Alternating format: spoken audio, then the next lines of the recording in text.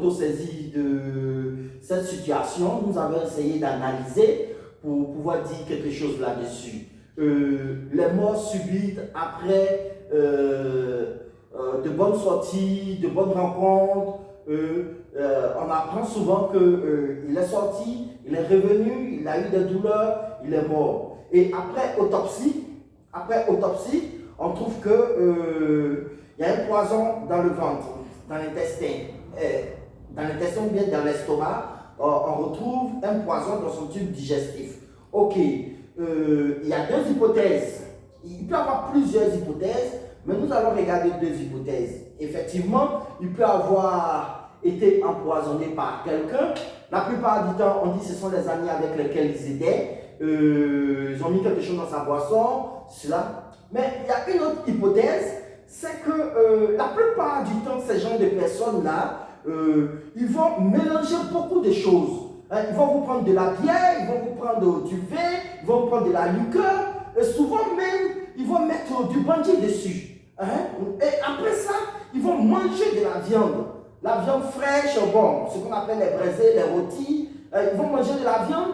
Et tout cela, mais après ça, c'est une intoxication alimentaire. C'est une intoxication alimentaire. Donc, je tire plutôt l'attention des uns et des autres. C'est vrai, la piste de l'empoisonnement, c'est pas mauvais, mais regardons souvent ce que nous mettons dans nos ventres. Regardons souvent ce que nous mettons dans nos ventres. Et souvent, c'est après des soirées.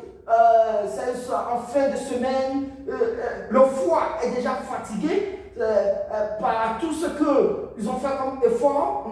Ils sont déjà épuisés. Et puis, ils vont encore venir épuiser leur organisme. Non seulement ça, ils épuisent l'organisme, ils vont aussi venir mettre encore des aliments, mélanger les choses. On se fait une intoxication alimentaire, paf, le cœur arrête de fonctionner, le cœur ne supporte pas, le foie ne supporte pas, et puis paf, on perd la vie.